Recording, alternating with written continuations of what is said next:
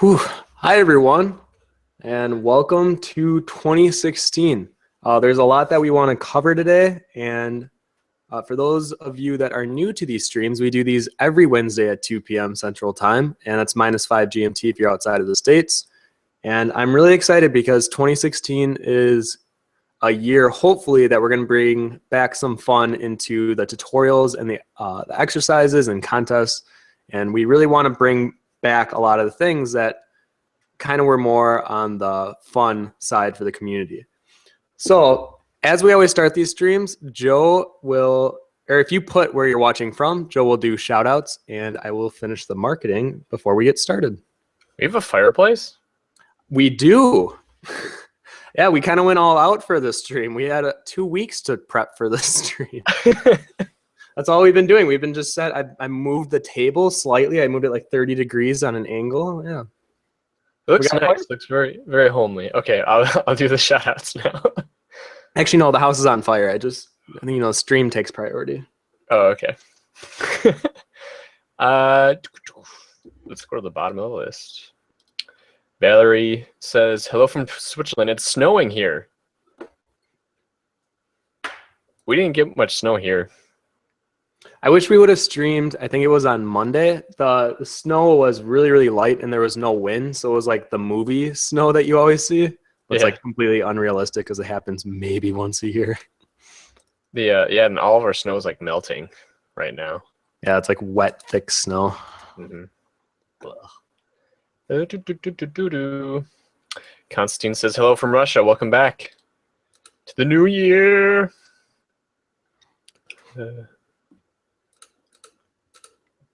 I'm going to butcher this name. Jokobus?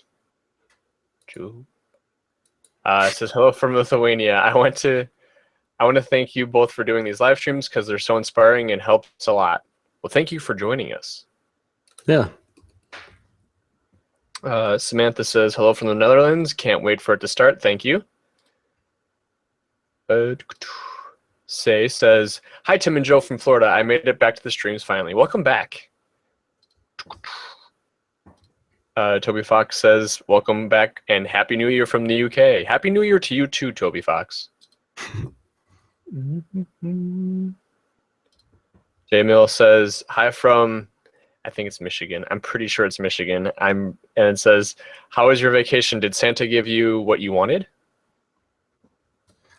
Yes, I actually feel like I got the weirdest collection of gifts.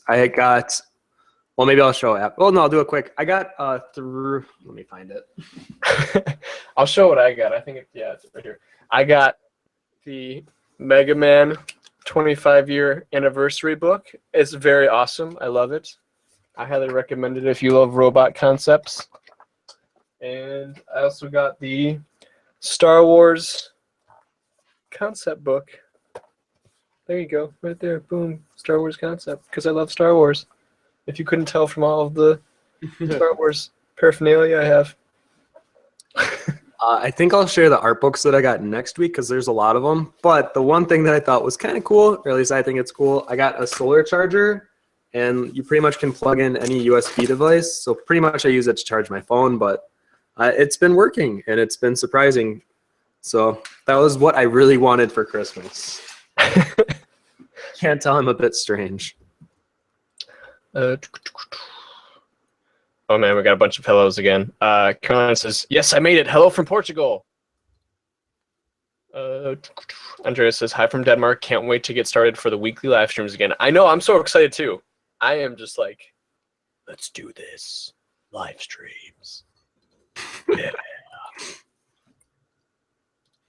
Yeah. Divine says, hello from Poland. And I believe someone is at the door. Let me grab that really quick. I'm pretty sure it's my Star Wars The Force Awakens book that I just ordered. So, whoops. Alexis Mayfield says, hello again from upstate New York. Danielle says, hello from Sweden. Man, we have so many hellos. Mark777 says, hi from Croatia.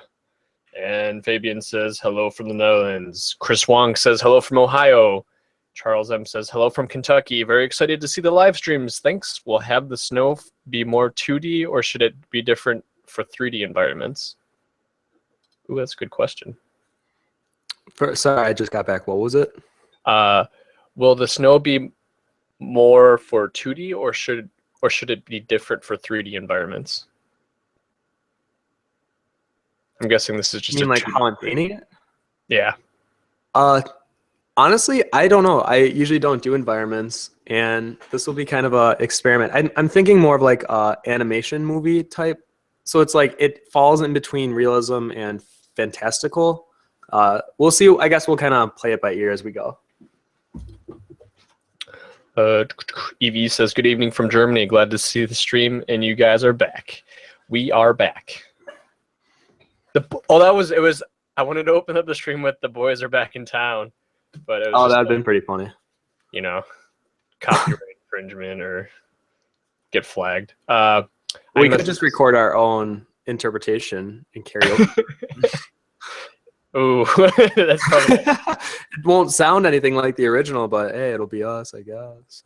I am not says, oh, just hanging out here in Sweden, eating some cookies, good times. Hey, cookies. Kate Anderson's hello from New Jersey. Nerdy Bee says, hey Tim and Joe, hope you enjoyed the holidays as well as the fireworks, and I look forward to learning more from your streams as the year moves on. Yeah. Renato says, hello from Italy, welcome back, and Happy New Year. Happy New Year to you too. Beatrice says, hi from Belgium, so glad these are back. Alex Green says, hello from Mordor. Just kidding, hello from Russia. Francis says, hi. Ashley says, hello from Dallas, Texas. Tobias says, hello from Finland. Nick says, welcome back, hello from UK. Nerdy Beauty says, Joe, my body is ready for these streams. Oh, Joe, be like, my body is ready for these streams. And Tijel says, hello from CG Rehab. Thanks for refueling my addiction. Welcome back, Tijel. Every week, Tijel was sending me messages and was like, sad face, where is CG Cookie? He actually sent me a picture.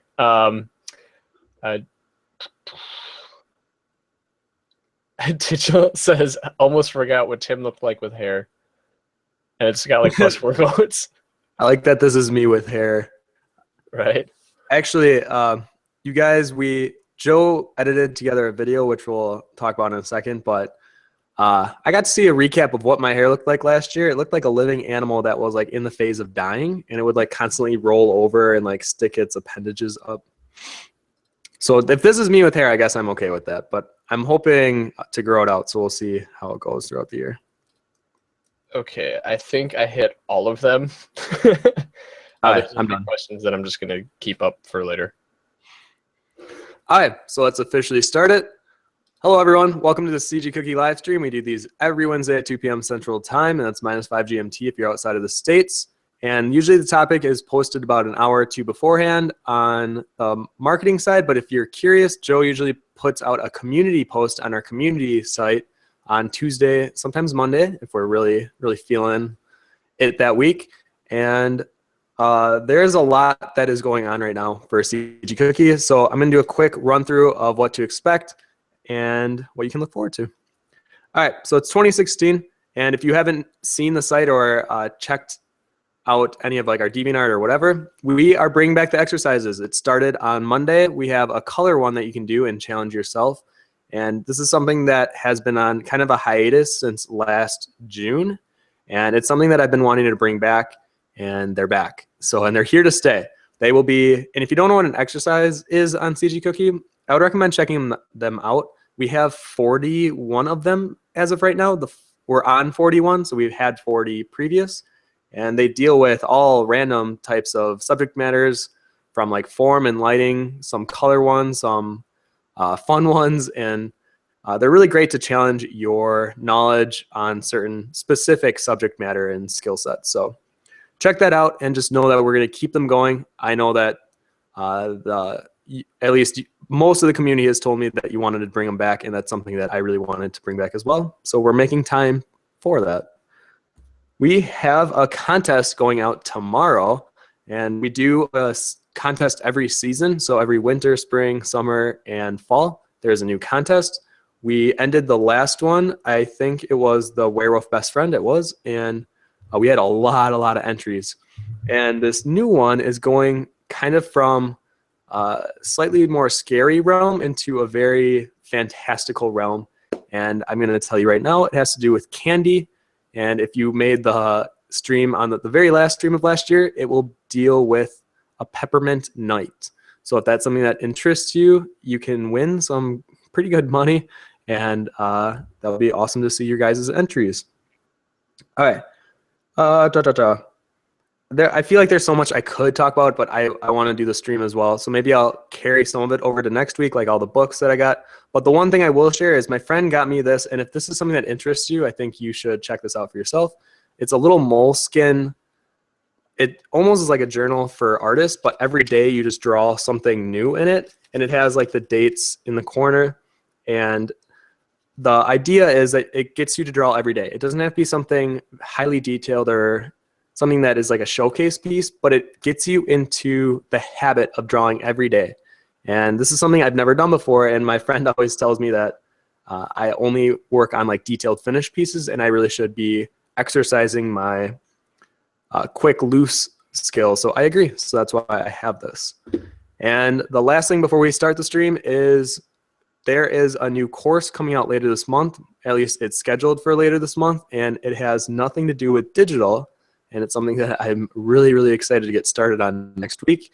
And to give you kind of a heads up, it'll be traditional. And I'm really excited to share a lot of the tutorials that will deal more with pencil and paper rather than always being in Photoshop. All right, let's go ahead and get started before we talk too much. Actually, Joe, did you want to quick say the thing about your little video?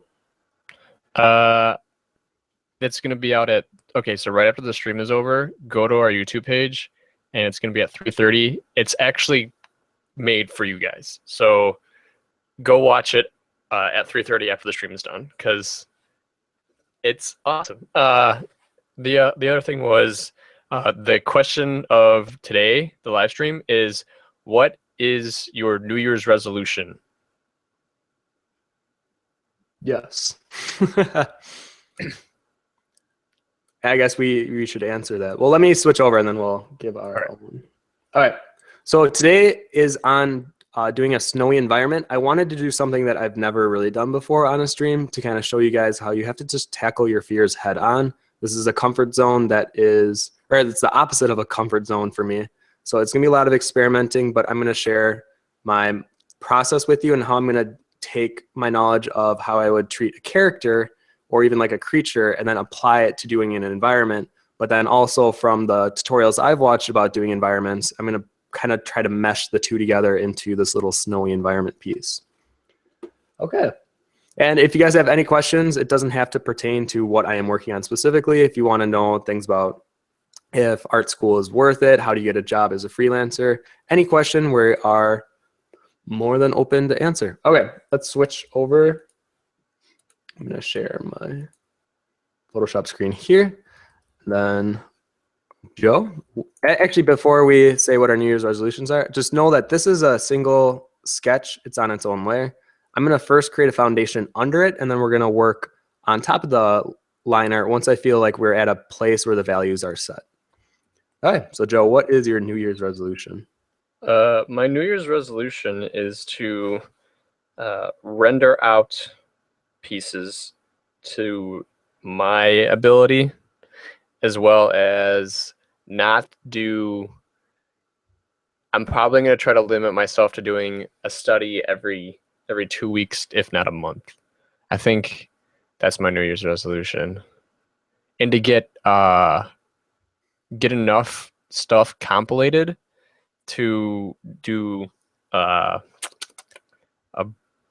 kind of like a sketchbook of production stuff that I want to work with my story. I really want to push my story this year. Yep, pretty much same for me.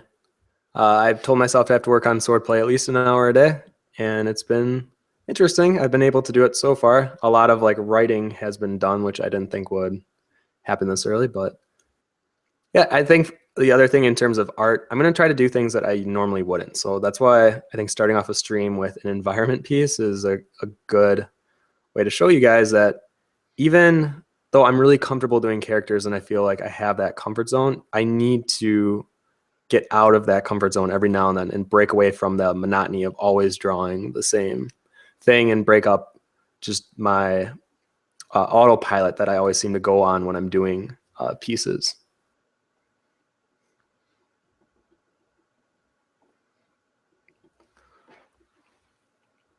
That was going to be really interesting.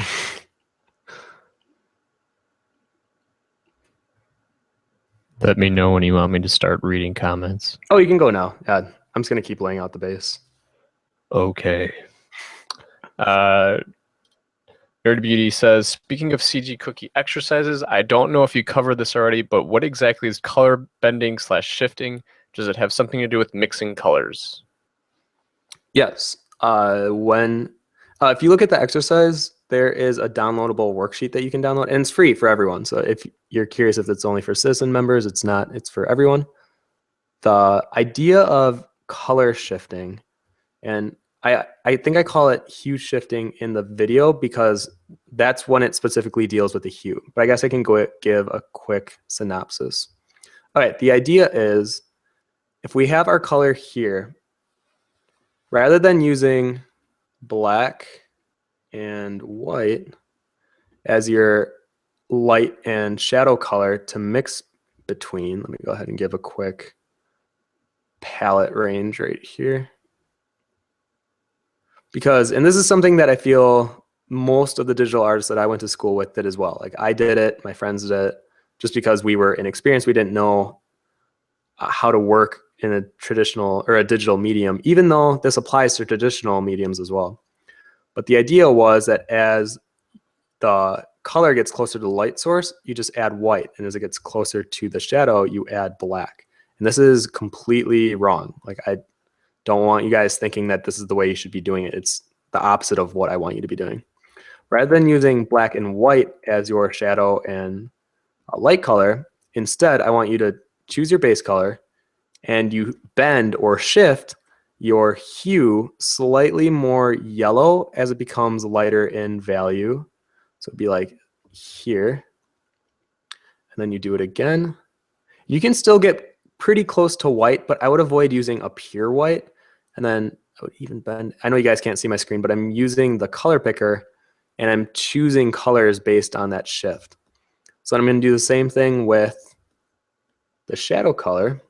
I'm going to make it darker in the brightness. Then I'm going to bend it toward purple, just a touch. And I'm actually going to make it more saturated.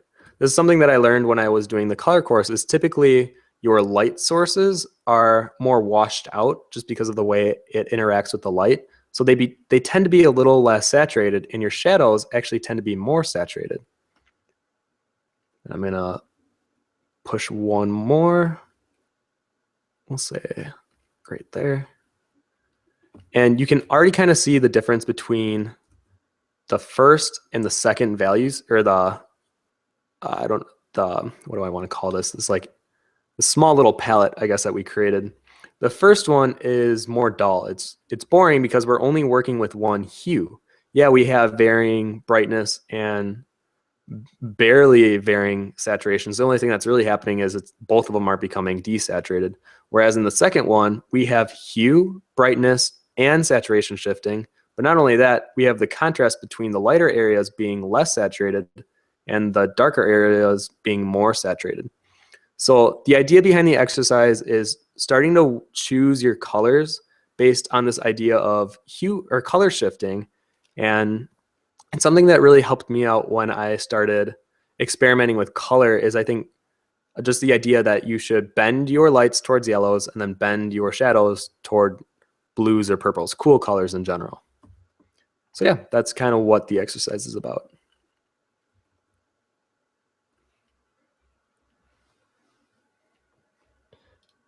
Nick says, gasp. Candy Warriors. Happy face. Yeah, for some reason I have this weird obsession with I've like when I first saw the trailer for Wreck-It Ralph and you saw the Sugar Rush environment, got me really excited because I've always been fascinated by the idea of creating a world in fantasy on Candy, kind of like Candyland when we grew up, the little board game. But I think you could explore so many ideas and have fun with not only the shape language, but just color in general could be so over the top and it's like purposely over the top. So I secretly have been wanting to like build that through CG Cookie. We had a contest 2 years ago called Candy Cravers, and we saw a lot of awesome candy entries or candy character entries that they were phenomenal. So I'm hoping we can see with something a little more specific some really good ideas come across with a Peppermint Night. Stella says, "Hello, it's me." Smiley face. Well, hello. Hello, Stella. Stella. I know. I was just about to say that's probably the one thing that they hear all the time. Yeah. Alex Green says, "It's holidays time equals lots of free time equals lots of plans equals lots of procrastination. What a nightmare." Oh, this is like the best time to work on your own personal stuff. Honestly, when I got a break from school, I was like, yes, I get to draw pretty much every day without interruption. Like that was what I looked forward to on break. I think you guys should, well, I'm sure you do deep down, but the idea of drawing should be like fun. And for me, it's almost a little therapeutic because you just kind of get into your zone and then you create something and then you can post it and you can share with, you know, the world that you're, I guess, what you're good at in this life, and that's drawing. So I guess when I hear break and I'm just like, no, like don't waste it. This is your time to really shine and do exactly what you want without interruption. The Solid Moose says, "Just became a citizen." Hey, thank you. Yeah, thanks. They also want to know, when are we going to finish the community section of the website? To be honest, we're going on a CG Cookie retreat in 2 weeks where we're going to have every full-time CG Cookie employee along with, I think there's 8 contractors coming, and a lot is going to be discussed. We have I don't know if I can even announce anything yet, but I'll just say that we have a collaborative effort that we want to work upon throughout the year. And that I know that's going to be the main topic, but I have a feeling one of the other topics is the site and how we can improve it over the years. And one of them is definitely the inclusion of the community on the site. That's something that I really want to see happen. And I don't know if that's for sure going to happen this year. I really hope it is. But if we hear any news about it, we'll definitely share it with you guys.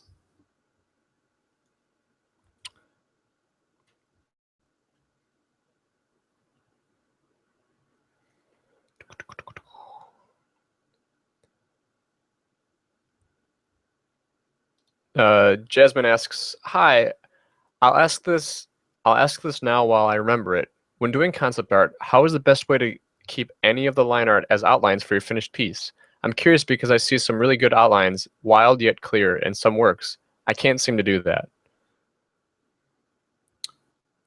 That's a good question. I think there's there's so many different ways that you can go about creating your work, but in terms of using line art, I kind of see, I guess, mainly 2 ways of doing it. One is you create a really clean line art from the start, and then you work underneath that layer and you use that initial line art pass as like your guide and your foundation to build up all your colors and lighting. Even if it has like a realism lighting, you can still have this really crazy stylized line art. It acts more as a guide. But the other way is when it goes kind of crazy, and I feel like that's what Joe and I both do whenever we do sketching, is we work really fast, almost like the environment that I just did here. You work really fast because you want to get the concept down on it first.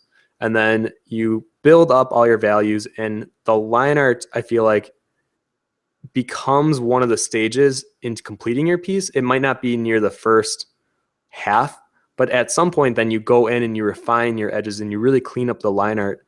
And I would say those are the 2 ways of doing it, but don't rush line art. If you're really struggling on creating clean line art, the worst thing that you can do is not be patient with your lines and really take the time to make your brush strokes fluid. I think that's something that I see Joe do a lot, is just doing like quick strokes and trying to keep them like perfectly straight. Or when you're doing a circle, really make sure you can do a circle. Like obviously my circles aren't that great digital. I think I could do better traditional, but I should probably practice on just having a more fluid stroke.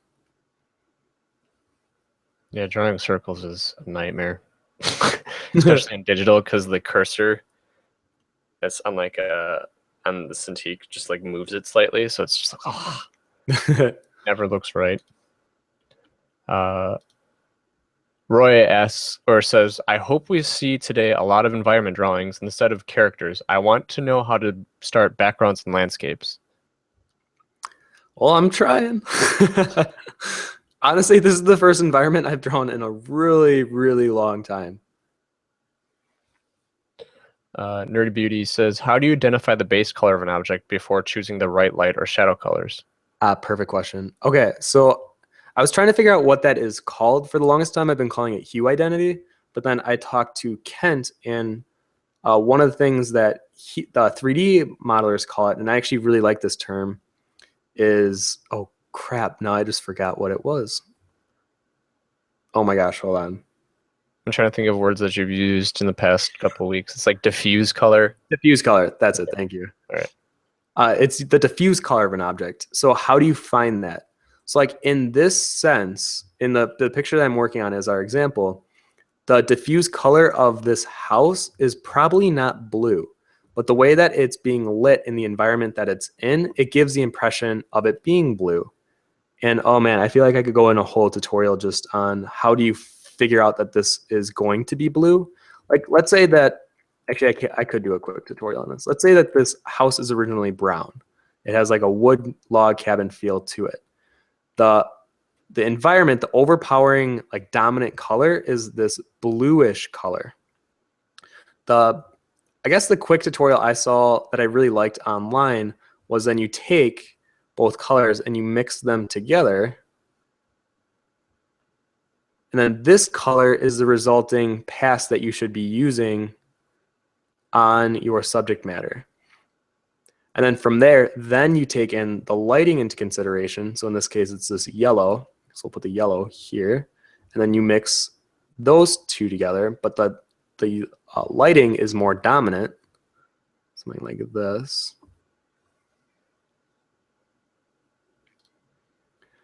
And from there, you take your rim lights, if it's applicable, and then place it on the edge. Something like that. And that's how you would kind of figure out quick ways of mixing colors to make it feel like it went from the local color or the, oh shoot, what's the word again? Diffuse. Those are, for whatever reason, that's one of those words I cannot remember. The diffuse color and turn it into a local color. Okay, sorry, what were you saying? Someone says, is albedo the true color of a material, not diffuse? I don't know what that word means. I've actually never heard the word albedo. I'm going to Google it. It could be.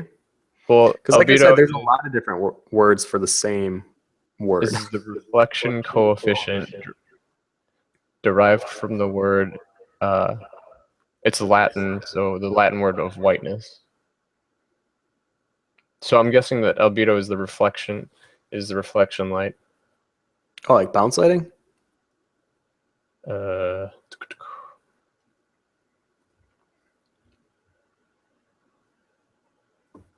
Man, this is like super scientific right now. Yeah, this is where it gets a little tough because I don't want you guys to I don't want any artist to feel like everything they do has to be technical, because I think you lose a lot of the spontaneous, that's not a word, the spontaneous reaction? Spontaneity, thank you. Yeah. When you're working, and I think that it's really important to let sometimes your intuition take over and not think so technically and think of it more as an art piece. And you see it more as like, where am I directing the eye? Are the contrasts strong in certain areas? And I think I was pushing for so long on doing like realism and everything had to make sense and had to be accurate lighting that I was losing a lot of the strength of my pieces being just strong artistically. And it may have been stronger technically, but I feel like artistically it was slipping a bit. So don't overthink it too much. I think it's good to understand how lighting works and how color can be represented, but I think overdoing it can actually be a negative thing.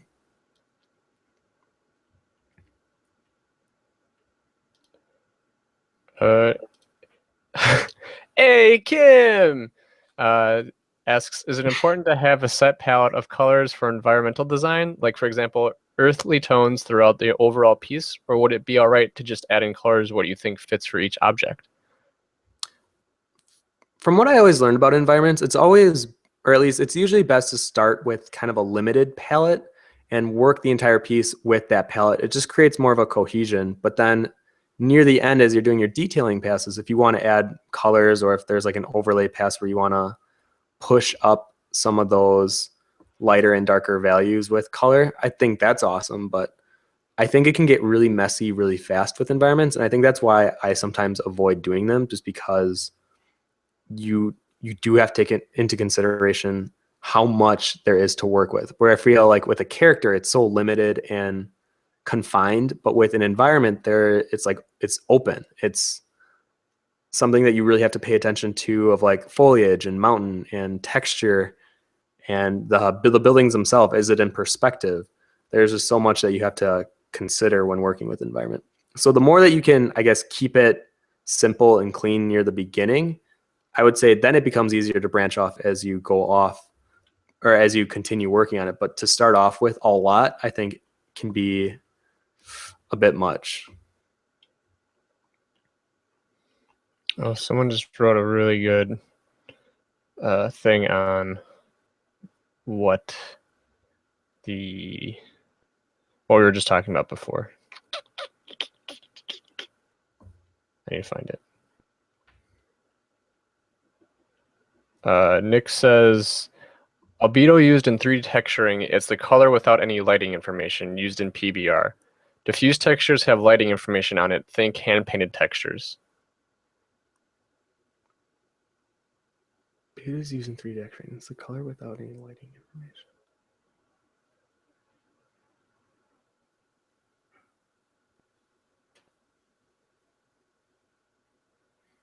Man, it's been a while since I've been in 3D, but from what I remember, I thought diffuse textures, well, I guess, yeah, you could paint on the light, but there was no actual lighting information in the scene being given on the 3D model.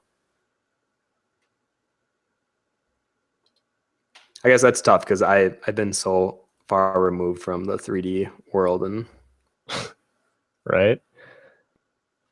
Ashlyn Widowson asks, how can someone get over the hump where you feel like you're not progressing? Usually that means that you've like plateaued. And for me, that usually meant I wasn't being inspired, and I would have to like go out of my way to go outside or find inspiration somewhere. And I would use that as, I mean, this is kind of hard because it might not just be you're not inspired. If it really is, you think your skill level is plateaued, then I think that's something different. Maybe that's what I should be talking about.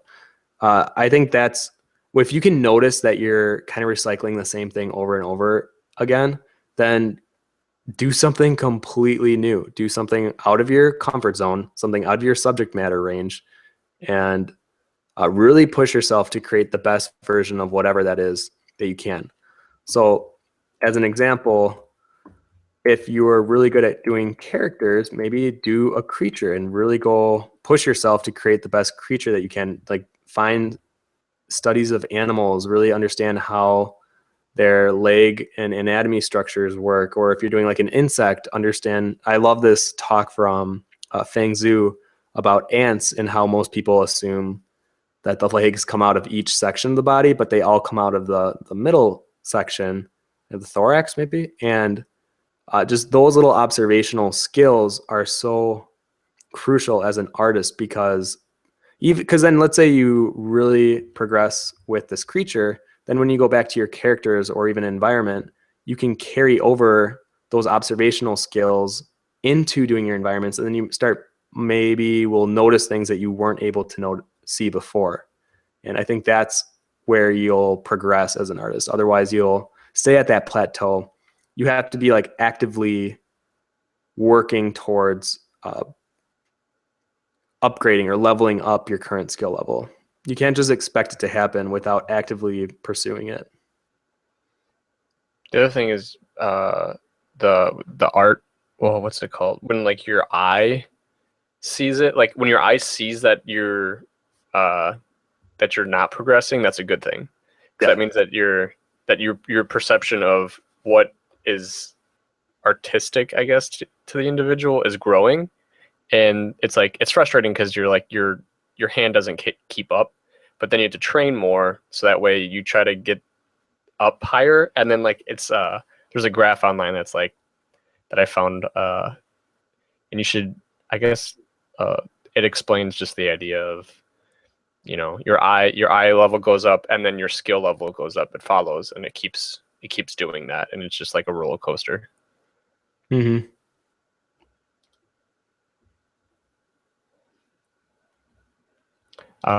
Ashton also asks, what are some quick exercises you do before you start working? Don't. And I am a little embarrassed to say that, but typically I go for it. And I know it would be better if I took more time to warm up. So here's what I would recommend is doing like up to 5 minutes of just really quick sketches, get your hand loose and fluid. And I will say the times that I do, like if I'm doing a character and I want to do usually like 4 to 8 different poses, the first 4 are usually nowhere as good as the last 4. You get into kind of a groove, and when you find that groove, it just becomes a lot easier to create more dynamic poses or more interesting shapes and line language that you're trying to create.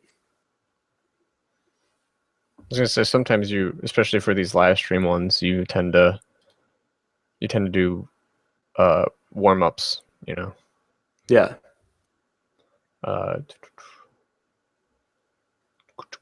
Where did it go? Oh yeah, what was or I was gonna think of like what are the warm ups that I do. I tend to just scribble just to get my hand loose. But then the new one that I'm gonna start doing is the color shifting exercise that Tim has out. I'm gonna start doing that just probably like 3 or 4, so that way I can get a better grasp of how to do the hue shifting, and then add in some light shifting as well. I think I'm gonna do about like I said, 3 to 5 on my pieces that I start on every day. And then I also want to start doing really basic lighting exercises, so that way I can get better at lighting. Mm-hmm.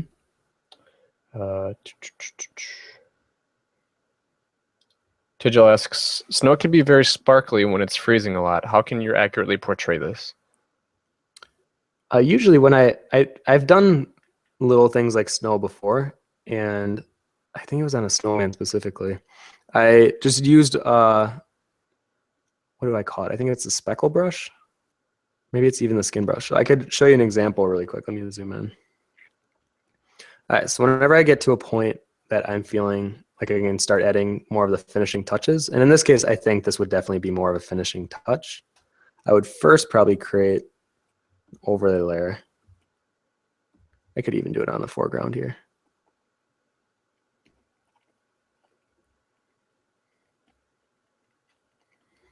And then I would make a new layer. I'd grab a speckle looking brush, so one that just has like a lot of dots.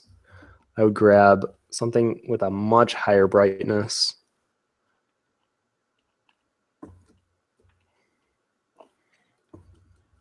That needs to be bigger.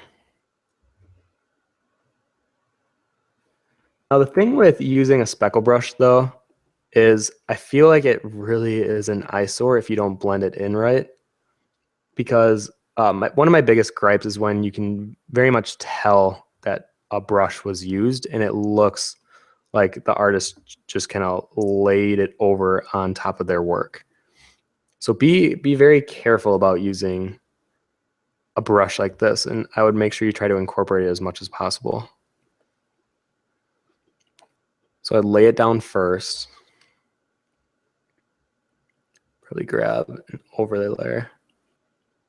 Do it again. And then I would lower the layer's opacity on both so it feels more blended in.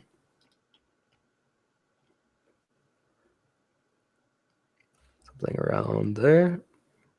And I would actually take an eraser, and in the areas of like where the shadow is being casted from the tree, I would actually erase some of that sparkle that you get from the snow, just because then it kind of implies that there's a less of a sheen to the area in shadow than there is in the area that is directly receiving that light.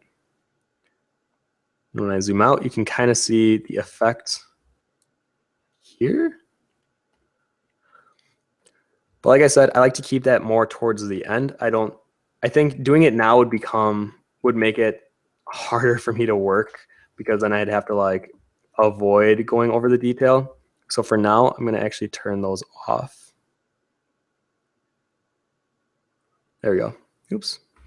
And I'm going to keep working until I feel a little more comfortable with the foundation we have here. Charles M says, are you using a mouse or some other peripheral device?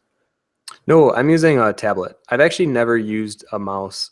Or actually, no, I should take that back. I used it once in high school before I had a tablet. But then as soon as I found out that tablets were a real thing, I definitely switched over, and it made life a lot easier. And then Roy asks, do you use a watercolor brush for this kind of scenery? To be completely honest, I really wanted to download Art Rage last night, and I was going to do the live stream with more of like a painterly approach, and because then it would be really trying out new things of not only doing an environment but a new software. But yes, I think having more of a traditional approach to something like this is, I would say, more fitting. But in this case, I'm just using a chalk brush like I typically use, and I'm just trying to create the sense that it feels more painterly, but it's definitely becoming more digital looking than I initially wanted it to. But that's okay. We'll work with what we're given. Alexis Mayfield says, when do you plan to finish Swordplay? In about 2.5 years. I know that sounds ridiculous, but having a full-time job, it's not like I can dedicate myself during the day to it. One step at a time. J Mill says, Joe, the hate machine you did when it was brightly colored was super awesome. Now that the fully rendered one didn't, not that the fully rendered one didn't look awesome, but the bright color scheme was more to my liking. Sort of like Splatoon concept art. Great job. Thank you. I guess I didn't, with the new color scheme that I went with, I really liked the desaturated blue and the maroonish red. So I think it was just more of like what I wanted to see out of it. But I mean, I really enjoyed the original color scheme as well. It was just really basic CMYK color scheme.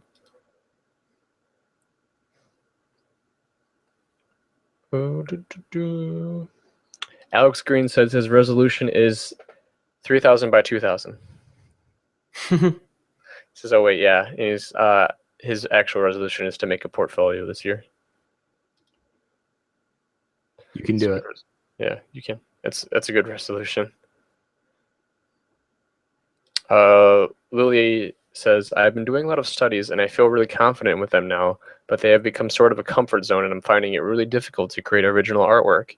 How do I move past this, and have you had any similar experiences? Perfect for Joe. I was like, yeah, this is, studies are great. I would never recommend not doing studies, but when it becomes to the point where all you can do is studies and you can't really replicate your own original ideas, that becomes a problem. Because what you're doing is, like we've said in the past, you become a photocopy machine. And now that's not to say that people don't create beautiful works of art that are from what they sit down and look at and draw. Because, I mean, a lot of fine art is that way too, where they paint a landscape or something that they sit in front of and they paint for hours.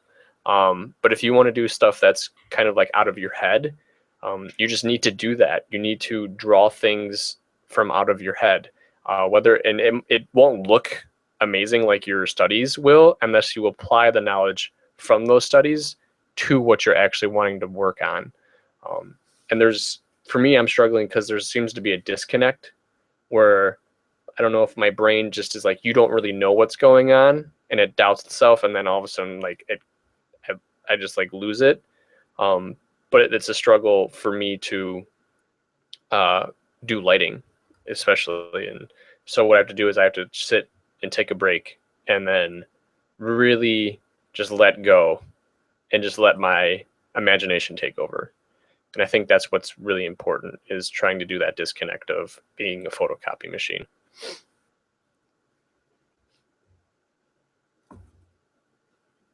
Tim, have you had any past experiences with this?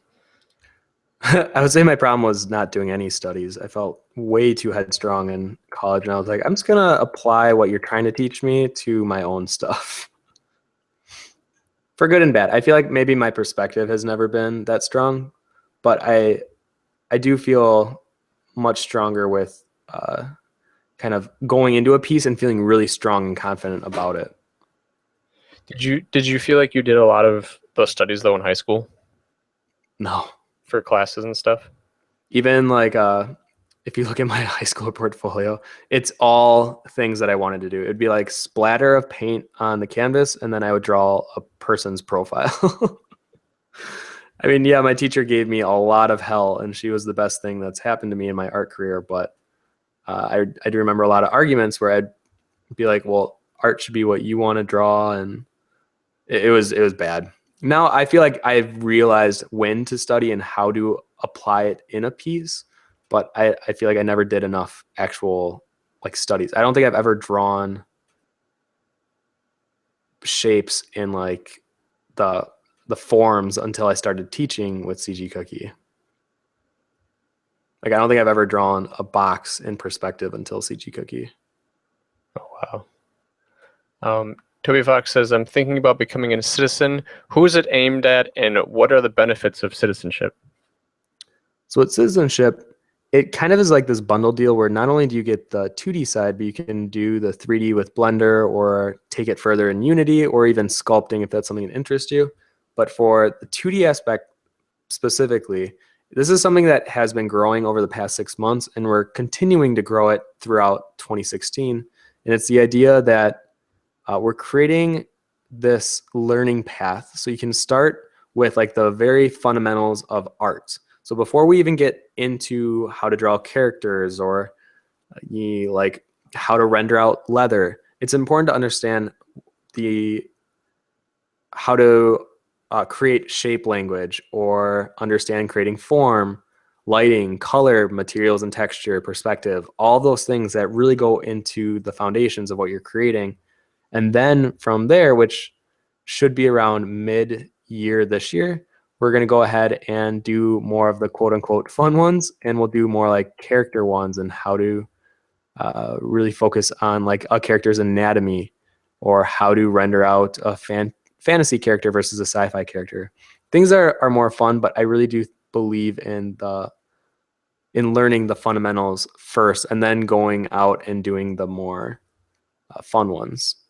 And the quality and standard of your work will just be lifted when you have a more solid base of the fundamentals to work on than if you just kind of wing it on your current knowledge of the fundamentals. Then you gain a bunch of access to older tutorials from, I believe, last year, from third-party authors before we made the switch over to 5, where we did all the focus. And there's a lot of great stuff on there. So I would suggest checking that out if you have the chance. I am not asks, how much do you care about / work on marketing yourself as an artist? Like every other day. I think it's good to break that habit of not posting. Once you get into the habit, not only of drawing every day, but then sharing it out, you don't feel like you're marketing yourself as much, more or less than you just feel like you're sharing what you did and what you created for that moment or that day, whatever it is. And it is, in my opinion, it's one of the most important things as an artist in the modern age to market yourself. And it may sound kind of weird, but you almost become like a brand that you have to market. And the easiest way for me to explain it to younger artists that kind of seem like they don't want to do it because it feels against what art is supposed to be all about.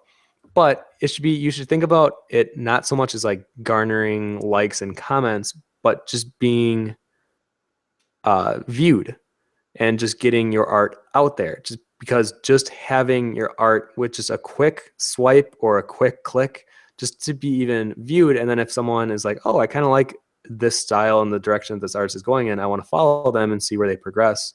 Then it becomes like the story. And you'll see it with a lot of artists that you may follow already on how they kind of evolve and grow throughout the years. And it's kind of like you're reading a story, but it's all visual. And it's like a visual story. So think of it less as your branding and marketing, and it's like this gross corporate idea. And think of it more as like you're trying to tell your story to people. I love seeing progresses of artists, like especially people that I look up to now. Like Mr. Jack's progress, I remember seeing his beginning stuff and just, oh man, you're just like, this is good, you know. And then you see like 6 years later, you know, he's working for Blizzard and his stuff is just fantastic. Mm-hmm. Or like there's always that one piece that you look for in an artist and you're like, this was their tipping point. Like this is what pushed them to the next level. So it's a cool thing. That's why if you don't share your art, I feel like you're in a way being selfish that you're not sharing it with the world. Yeah, I think the other thing was it's kind of like working out. You know, it becomes this thing where if you do it every day and all the time and you don't do it, it feels weird and it doesn't feel good. Yeah. You know? Lucas Tucker asks or says, color schemes and rendering never work for me. The colors, however vivid, always get muddy and it makes my renders messy and inconsistent. I try to avoid it, but it always kicks me right in the tush. How do you avoid muddy colors? Contrast. And even if I have to force it, I will add contrast. So for example, this area right here, let me see if it wasn't too muddy beforehand. But the idea of, okay, if I know that this is supposed to be more of a foreground element, then I'm going to make this darker because it's being pressed up against this like frozen, almost like a lake area. Maybe it's just a little valley of snow. I'm still not sure yet, but the idea that this is going to definitely be much lighter than this little platform here, and I can create so much value, and it'll like completely do away with any muddy or it spilling into each other just from that contrast. Now, if you're talking purely with color, the easiest way is to do hue shifting. So let me see in here. Let me do a layer of taking that saturation to 0.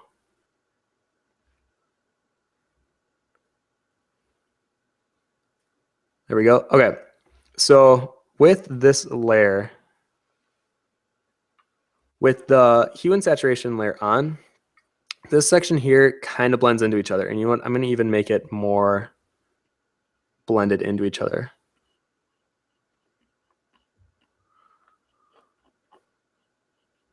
Let me see what that looks like with the... All right, so that's definitely much darker.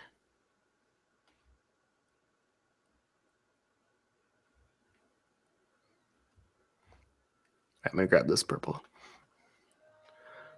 Okay, because you can do a contrast with hue and you can have the same brightness or the same value. So here you can see how similar the two are. But now let's go ahead and I'm going to grab that same tree color.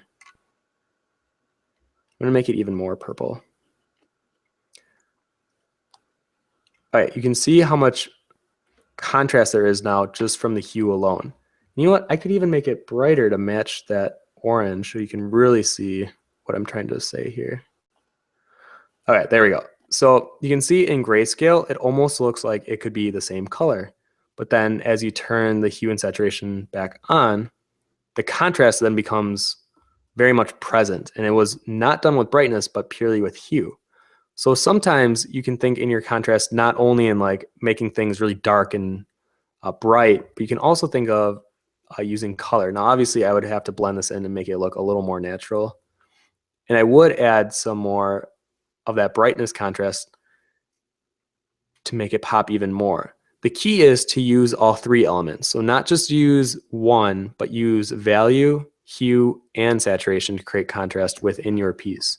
And the more that you do that, the more value and the more of a three-dimensional sense you'll create to your pieces.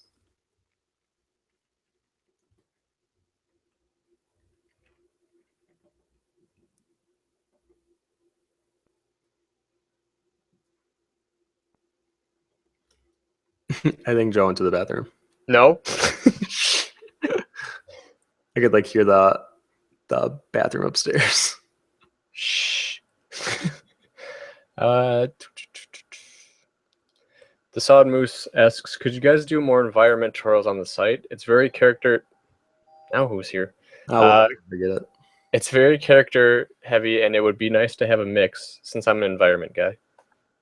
Yeah, I think that's something where we almost need a third-party author come in, because admittedly, I don't feel strong enough with my own environment level that I wouldn't want to teach it. I'd rather have someone that feels very much strong with their sense of design and how they go about creating environments, and I'd want them to do it.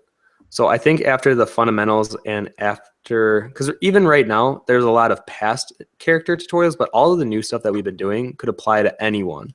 It's very much for a character, an environment, a creature, any type of artist. And those are the ones we really want to focus on first. And just know that after that, then we'll start getting into hiring third-party authors to do those more specific tutorials, and in this case, an environment. So I definitely see that happening in the next year for 2016.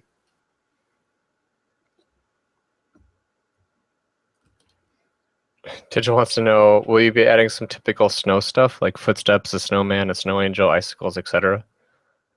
I could, yeah. Alex Green asks, what other ways of marketing do you guys know? I mean, besides, look at my work, yo, or I drew this. This is a tough one. I think the best way of marketing is to constantly post and have your quality continue to grow. And it's tough to say this because I feel like it's such a easy thing to say, but harder to do, or harder to happen. But eventually over time, you will get followers. And that's if the quality does start to improve, because if you're really good at doing art, you'll get noticed really fast. Like you just post something online and you will get noticed. I think where a lot of younger artists get frustrated is they'll push out art and they'll do it, pretty frequently, but they never seem to get any feedback or any viewers or any likes or follows. And I think that's when the whole fan art debate kind of comes into play, because a lot of artists get their break on doing fan art. It's familiar to the viewer. It's something that is easily recognizable, and it does garner more attention usually on most art sites. And when I look back at even some of my own personal favorite artists, they definitely had a few fan art pieces where you can see they had like a jump in likes and comments and even followers. And then they would do an original piece or a few original pieces, and they would do a fan art one. And then it would be like this mix of doing fan art and original. And then over time, as they did begin to grow and become more well-known, they did more of a swap where they started doing less and less fan art to the point where it was almost all original then at that point, because you already got your following. They want to see you for your own work, and you become recognized for your original pieces, not just for fan art pieces anymore. So it's one of those things where it does take time, and it sucks to hear that, but it is something where if you if you just don't focus and worry about getting followers, it'll happen naturally. Just make sure that you're creating pieces that are, at least this is my personal advice would be to do like 2 or 3 original pieces and then a fan art one, and then have that trend kind of be your way of getting noticed or at least getting recognized. And then as you start to build your following, do less and less fan art to the point where it's almost all just original then. The another thing that you can do to aim is have an artist that you really look up to, and then either there's 2 ways that you go about it. It's I can do better than this. Like eventually it's like, you know, you get to that point where like I want to do better than him. I want to do better than this piece. That's like the really competitive sense. Or the I want this person to notice what I'm working on. I think those are really good, or I think those are motivators that people have used in the past that are somewhat, you know, they make you feel, I guess, accomplished. Is that the word I'm looking for? Yeah. It would be like, how would you feel if Alan Williams saw one of your pencil sketches and made a comment on it? You know what I mean? Oh yeah, wonderful. And it's just like one of those things that would help. And it wouldn't be, it's not so much a like I want likes and views because it's not about that. It's more about, I guess, self recognition, you know? Yeah, I feel like you should always be doing it for yourself. If it does feel uncomfortable what you're working on, I even had someone ask me, how do I get noticed in the industry without doing things that I don't want to draw? If you really feel uncomfortable doing something that you're working on, but you think it'll just garner likes, I wouldn't do it, because then that's what you'll get known for, and people would then expect that out of you. So even if you're doing fan art, you want to do fan art of things that you actually enjoy, because then you'll have more fun working on it and you won't feel like you are just catering to other people. You're still catering to your own fandom, but you're having fun with it. I am not asks, how do you get in contact with other artists? I don't know about many art events where I live, and most of the time I've tried to talk to people online. They are rarely interested in maintaining the conversation. I'm only looking for an artist on my level. That can be tough. I noticed that with artists in general, it's actually really easy to contact them. When I first started working at CG Cookie, and the idea of like interviewing them was so foreign to me, because I was like, well, they won't want to talk to just some nobody working as a 21-year-old trying to start up this concept cookie idea. But you just send them an email and you ask for an interview, and no joke, I think like 8 out of 10 would get back to me. And it's the idea that even though artists can be really famous in the art world, usually they're just genuinely nice people, because at least in the experiences I've had, artists are usually the more reserved, are the more reserved kind, and they're more thoughtful. And when they are given the opportunity just to answer some questions or do an interview like that, I think for them it's very humbling, and they are more than open to do it. But when you're looking for someone that is on your own level, that becomes a little more difficult. And I think that's where the benefit of doing art school is they were readily available all the time, because they were in your classes and you had that direct 1v1 competition, if you want to see it that way. But in the online world, it is a little harder, because you don't know these people and they don't know you. So when you try to contact them, they may be wondering like, what are they trying to get out of me? And as if artists weren't shy enough, having to then communicate with someone that they don't know, a complete stranger, is a little tough.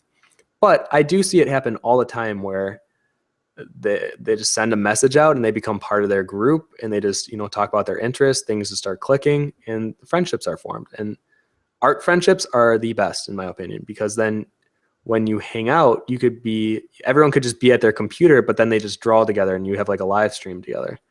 So I think it's finding your community of people that are willing to be as active as you are. And just know, with the art community, sometimes is a little more on the reserve side, but there are a lot of active artists out there that I'm sure would be willing to chat and talk with you about improving levels. The other thing is, I think it was Will Terrell was talking about it, where he talked about the idea that don't go don't go looking for people. What you should try to aim for is try to start your own thing and have people come looking for you. Oh yeah, I like that. And I think that's really important to like you be the starter of like, hey, let's start this group of artists and let's all meet at this time and draw together. I think that's something that the community would benefit from is if, I know that we have that Facebook group of the Coco, and if people were to, get on a Google Hangout or something like that, and then just specifically meet at those times, I mean, that'd be great because then you get to talk to other artists and stuff. The I'm trying to think of I need to reread the question. And like Tim said, artists are usually generally easy to contact, but the problem is that they're really busy, So I wouldn't recommend I wouldn't expect an immediate response. I would probably give it a day or two, if not a week, because sometimes they're just really busy, and I don't want to sound like, but sometimes they're just not even tech savvy, So sometimes they don't even use their computer. It's someone else on their account doing it for them, Oh yeah. Oh, Tigil says, "At I am not. I challenge you to an art battle. Let's create this together." I would That's what love I'm to see that talking about. happen. I would love just a constant Google Hangout that people could just go to and just hang out in. I know. We've talked about that. It'd just be the server load. Yeah.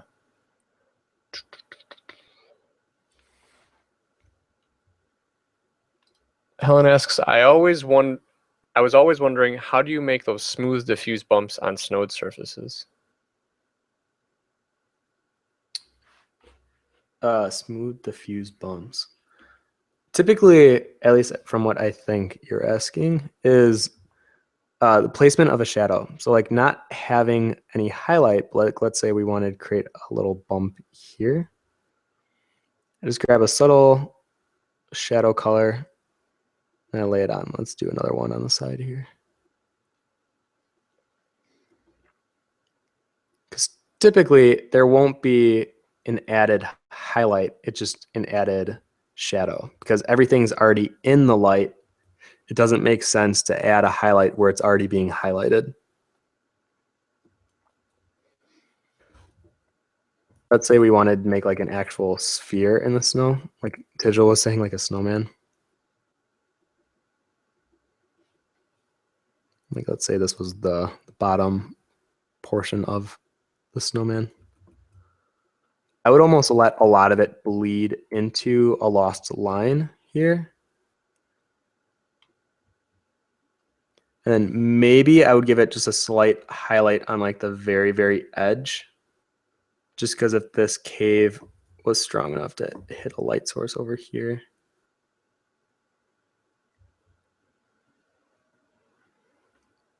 Something like that. And then I would grab more of a shadow color and really create more density to the sphere.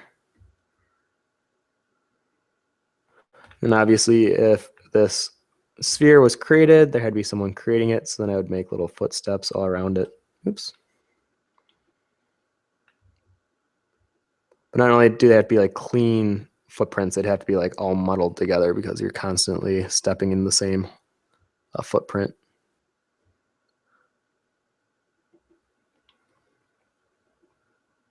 And the ball had to probably roll from somewhere. It's a lot of when you're creating your work is kind of creating the story within it. So in this case, think about how would this sphere be formed? Like, it's improbable for there to be no footprints around it or no kind of wear and tear on the snow around it. And to have that visible just creates a story without actually having to put words down, which that's why I think visual storytelling has always been my favorite.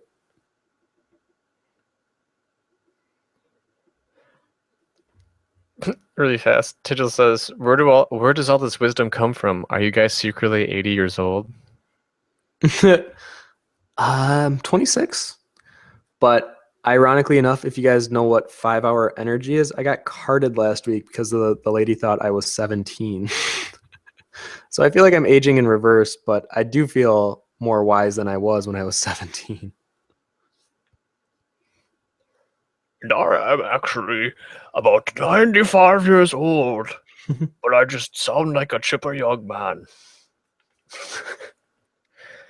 I think it just comes with experience, and I mean, God, so much to still learn.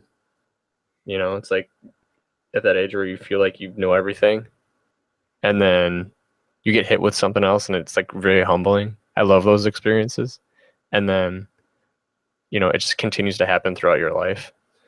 I never want to be the old guy who's just like, I know everything, and everything anyone else says is wrong. Yeah, I don't know if I've ever felt like I've been at a point where I've been comfortable. I would say it's always been challenging.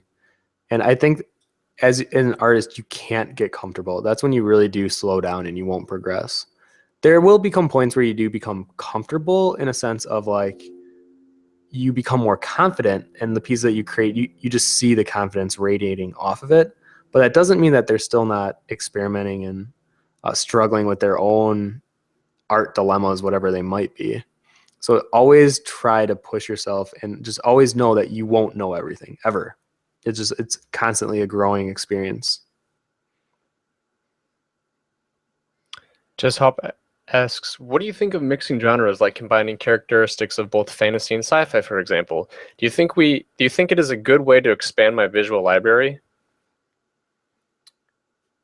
Yeah, I think so. I don't think limiting yourself to like, if you only want to do sci-fi, I don't think your visual library wouldn't expand, because I think there's so much that it can be expanded upon just in the sci-fi genre. I think you could see a lot more crazier concepts that maybe have not been done if you start combining them. But I think only doing just only doing one isn't limiting, because then I think you create your own limits. So just by saying that, I think you're like thinking, if I only do one, I'm limiting myself. But I don't think that's true.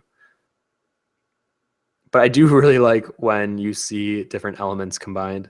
Like if you'd want to call, I don't even know what Mad Max would be considered, but I guess it's mostly post-apocalyptic. Let me think of what's a good combination of genres.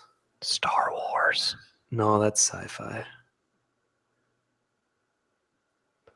I actually can't think of one off the top of my head.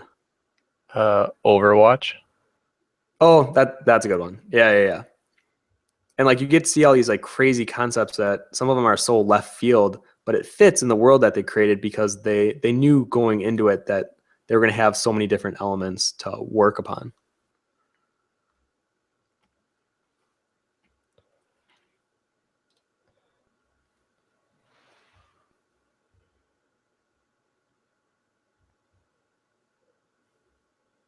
I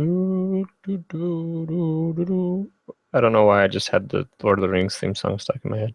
How are we looking at time? Okay, we got about 10 minutes. All right. People are gonna battle Tigil. They're gonna gang up on him. If you guys are gonna stream that, I would actually like to watch it. So Tigil, message me if that becomes a thing, and I will be there. I probably won't be able to contribute much, but I would definitely like to watch it on the side. Lily says, my art teacher told me that I'm too shy and that even if I'm the best drawer in the room, I will miss out on opportunities and never get noticed. I've always been quite shy, but I thought I was doing well until they said that. Do you agree with them? I don't want to say yes, but I think a lot of what your teacher is trying to do, and I'm hoping that this was their intention, is push you to being a little uncomfortable, because we learn the most and we grow the most, or at least in my opinion, when we are a little uncomfortable or it's something new. And I can relate to you. I know it probably doesn't seem like it because I've done live streams now for 3.5, however many years. And when I was in high school, I was the quiet one. I would always be like for lunch, I would go to the art room and I would just work. And I think over time, I learned to be more sociable and how to engage in conversation and how to approach someone that I look up to. Like all these things you kind of learn, but a lot of it does relate to being an artist in the sense that you should be personable and you should be able to market yourself. And I don't think that you're in a bad position right now. I think you're in the best position possible, because if you think, or if your teacher thinks you are a really great artist, it's just your social skills that she believes are holding you back. I honestly think that's really easy to break out of. It's taking that first step that always seems to be the biggest. But once you start taking that first step, then it's like the next one follows, and it just keeps going until you're in kind of a pattern, and that routine you'll be able to follow.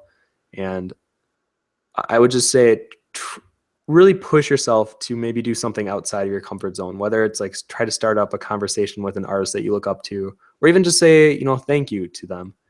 Just something as easy as that. And even if you don't get a response, don't let it crush you. The victory was you even just sending out that email. And I want you to see it like that, because I know how you're feeling, and I do believe that what your teacher is saying is good, but just know that it's easy to break the shy habit, because you can still be shy and reserved. I feel like I'm still, well, maybe not. My roommates, I don't think, would consider me that, but I do like my own time, and I find comfort in solitude, and I can just work for hours, and I really do enjoy that. But enjoying the company of others, I think, is also something to learn and grow upon, because then you find artists, or you'll eventually find other people that share your similar interests. And in my case, it's art. I really like finding people that I can relate to in the art world, and it helps, because then they could give you advice, or they could give you constructive criticism on a piece, and they help in the long run. They become friends that are also helpful in what you're most passionate about. Yeah, I think a really important thing is to realize, like, when you up your social ability, it'll help with work, as far as people, like, not having people walk all over you in your art or taking your ideas. If you understand how conversation goes and stuff like that, you can actually not be so reserved to the point where someone's just like, oh, that's a great idea, and then they just take it, and then you don't fight them for it. I think it's very good for people's characters to be sociable.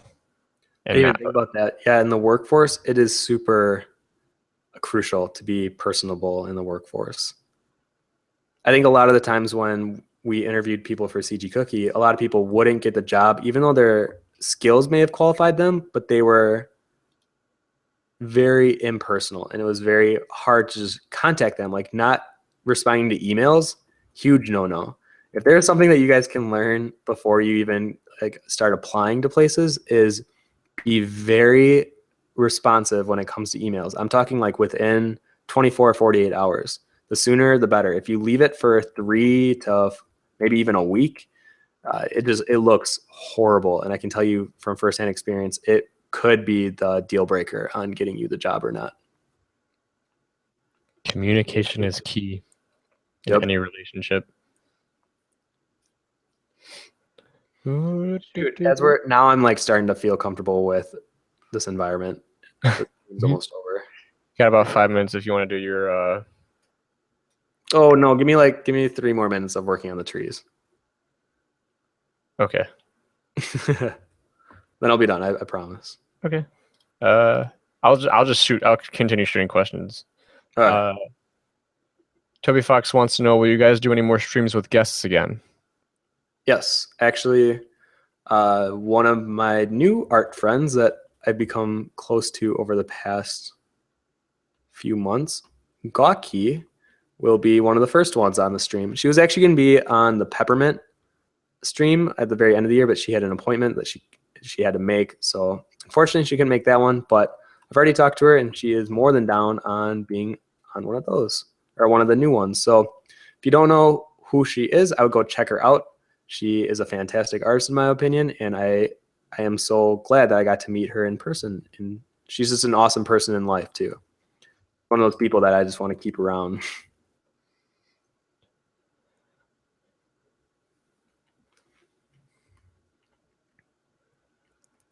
Tobias says, New Year's resolution, eat less and draw more.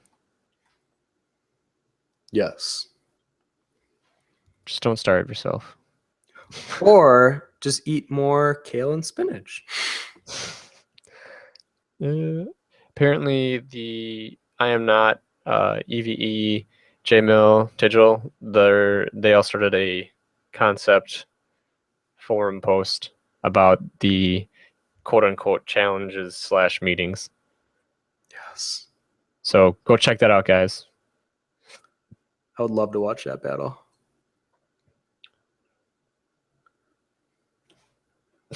Lucas Honor says, I'll just go to my DeviantArt and tell my favorite artist, you are my rival now. Yeah.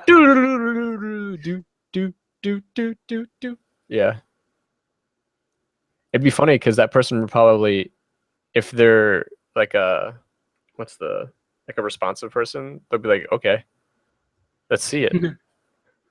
Yeah, right. Danielle asks, how do you know if your level is good enough to have a job? You don't. I think even when you start your job, sometimes a employer will look at your potential.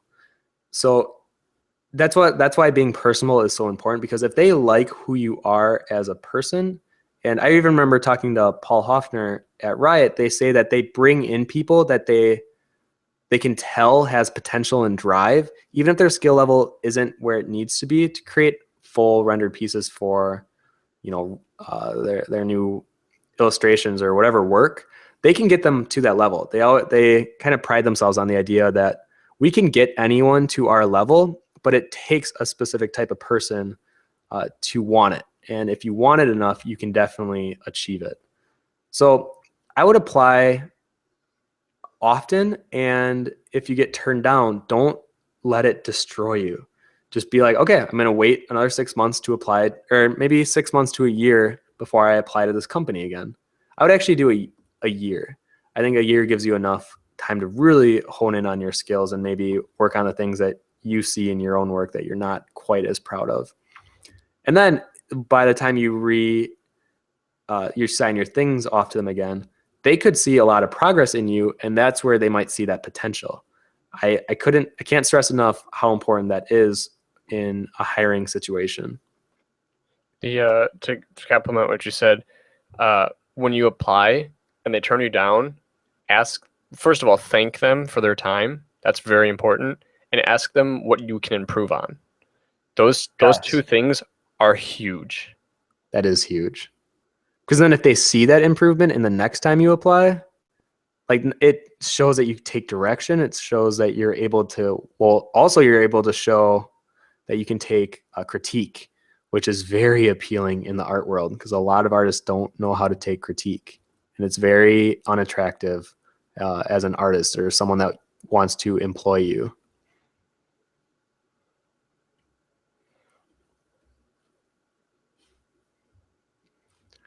Okay, I guess I can finish up here. Let me just lighten up these light sources to have some more fun with the colors. And here I'm just using an overlay layer. That's how you can always do a quick way of making things pop. But it's also a quick way to make things look over-rendered and sloppy. So I try to be careful when I'm using my overlay layer. Oh man, there's so many good questions left. Are there really? Maybe shotgun a few to me right now. What films, games, TV shows are you looking forward to in 2016? Oh boy, that's a loaded question. Right. There are a lot. The first one, I guess I won't go crazy, but the one that I'm really looking forward to this month is called Anomalisa.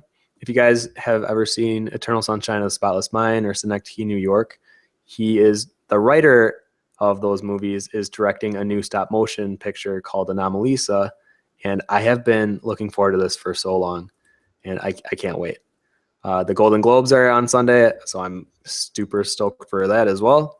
But in terms of games, I don't actually know. I bet Joe would know more than I would about video games. I'm looking forward to New Girl. The new season comes out this month. What else? Daredevil comes out this year. I'm really fucking looking forward to that. Deadpool is coming out in February on Valentine's Day, and I'm definitely going to be at that movie. And what games? Overwatch. I'm really looking forward to seeing what Overwatch has to bring to the table. I know a lot of people have been beta testing it, and they've been saying it's great. So I definitely want to try to get into the beta. If not, I'm just looking forward to the release of that game. Iron Man asks, Tim, do you ever wish that you would have continued with 3D? Every now and then, but I do feel like I made the right decision. Do you have any ways to get over artist block or to avoid it entirely? Yes, I will purposely force myself to find inspiration.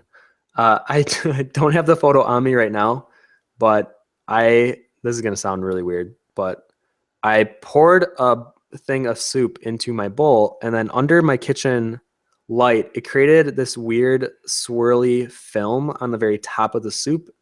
And if you look at it from certain angles, it creates these really interesting shapes and forms. And I put on my little macro lens on my phone, and I took reference photos of it. And probably in the next couple weeks, you're going to see a picture out of me where it's a lot of like swirly, weird designs. And it feels very organic, but most people probably wouldn't have known that it came from soup. And that's why I think it's very important to observe and analyze the world around you. Those are the artists that I think I am most intrigued by, because then it's unexpected. You don't know what's going to come out of them next. Some artists you can kind of feel, and even I feel like I fall in that a lot with like doing profiles too much. But I do enjoy finding something that is so bizarre and strangely intriguing, and then incorporating that into my next piece. And I really like when you can take elements that you experience personally from life and then apply it to your own work. Cecilia asks, do you use reference photos to color pick from? This one I did, but it's kind of not working. Let me find. I took a picture in my backyard last week. It's this one. I love when the snow becomes very saturated with blues and the sun creates like this orange glow everywhere. And that was kind of the original reference. But I think one of my biggest problems is I get too soft with my environments. So I think even after the stream's over, I might challenge myself and really try to like go in and just sharpen areas up. Even like the edge of this house, it's so soft that it almost loses its structure. And when it loses its structure, it kind of makes the whole environment feel too loose and a bit muddy. And that's something that I want to avoid when doing environments, especially since I don't feel I'm very strong in the environment department. So in looking back and fixing things like that, I think would be a big help. I'm having just way too much fun with all the color experimenting in the tree area here. But I think that's because this feels more organic and more safe. And I need to push myself to branch over into the house, the cottage area. All right, I'll go look through the questions really quick. I know we went a little over already. Let's see here. Sometimes I feel like I hate art, but I always go back to it. Is that normal? From S Day? Yeah, I have actually hated not only art. Well, I usually don't hate art in general, but I'm very disappointed when I'm creating. And I think that's when I need to take a break. I need to sleep on it. And the next day, come at it with a fresh mind and try to improve what I severely disliked about it. Speaking of portfolios, are there any ideal illustration pieces to include in your portfolio, such as life studies, gesture, sketches, full-blown illustrations, etc.? Yes. My advice with portfolios, I actually did a lecture at a college, I think it was a year ago, and I brought these handouts that I created. It had like 9 tips and advice to creating the best portfolio you can. And the one that seemed to stick out to the students the most was don't oversaturate your portfolio. So try to believe in the idea of quality over quantity when it comes to portfolios. And then place your best works first and last. You want a really good first impression, and you want to leave them wanting more. And the middle is kind of like a filler. It's like in a cartoon show, it's like the filler episodes, but those should still have a standard of quality to them. Because as an employer, what I do is I look at the worst piece in the portfolio, or the one that I consider the least technical impressive, or in terms of quality, it just seems to be the lowest. And I'll judge the artist based on that piece alone. Because if they felt that this piece was on the same level as the others, then that makes me look at, well, where is their visual eye? Like, where has it developed to think that this would be appropriate to include? And when the portfolios that I really like are the ones where it's very level for the most part in terms of quality, but then the first and the last one are just very much keynotes. And you can just see that they've gone through a lot of progression over the years, and their portfolio really sums it up without having to say anything. Are you working in freelance or in a company? What do you prefer and why? I'm full-time employed by CG Cookie, and I did freelance about 2 years ago for a little while. It wasn't anything big. It was definitely like small-time DeviantArt stuff, but I get strange freelance projects here and there, and I used to do them more often. I think I've been turning them down more just so I can focus on my personal work. But being a freelancer is tough. I can't even say I've been there to the full extent, but just from the people that I know and are really pushing to become a freelancer, it is a tough lifestyle. But once you get into kind of a routine, it becomes a lot easier.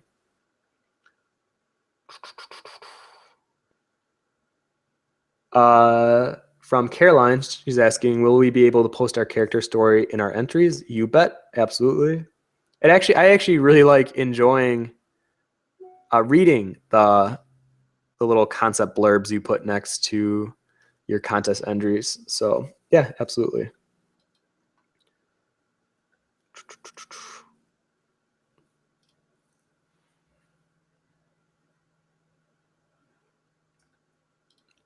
Okay, let me try to find one more.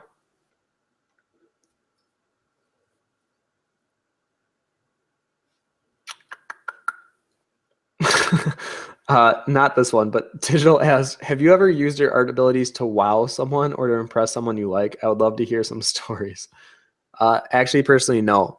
I think it's more funny for someone to not even know I'm an artist and then get to know them. And then if they like go to if we become friends on Facebook or something, they'll see that I do art, and then they'll be like, oh, it's kind of like a conversation starter at that point forward. But I'd like to get them to know me as a person before they know that I draw.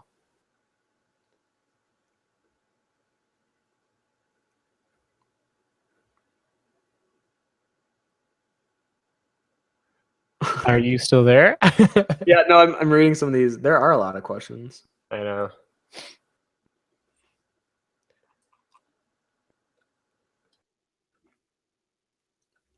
I guess the last one is you should draw more environments. I agree. I think maybe that will be one of my New Year's resolutions as well, is to continue pushing my environments, because I know they're not that strong, and I need to work on structuring and creating environments that are stronger, especially if I'm going to be doing these for my book. Okay, I think that's all we have for today. Thank you guys for coming to our first live stream of the year. This is something that we are going to continue doing, and we'll probably be switching to Twitch in the next month or two. I'll keep giving you guys more information on that, and we'll definitely do some test runs before. So it won't just be like one heavy switch. We'll definitely make sure it's working and the new format works well. And let's see. Lastly, I guess just look forward for the contest post tomorrow. I'm really excited to see the entries for this one. And yeah, I feel like there's a lot more that we can talk about, but I'll save it for next week. And thank you guys for coming. And hopefully we'll have a really awesome 2016 full of great live streams, guest artists, and a lot will be learned. Joe, final words? Go to YouTube. Watch the video. Oh, actually, yeah. If you guys have watched the streams in the past, we are putting a video on YouTube, or it's already up then, Joe? Yeah, it should be. It should have went up at 3:30. All right, it's already up, and it is kind of a fun little montage from a recap of 2015's live stream. So it's pretty neat. It was pretty funny to watch. So if you guys want to, check it out. And hopefully we'll see you next week. Bye, guys. Bye. Are we? Turn it off. No, You're- yeah, I just no, wanted to see how long I Yeah. can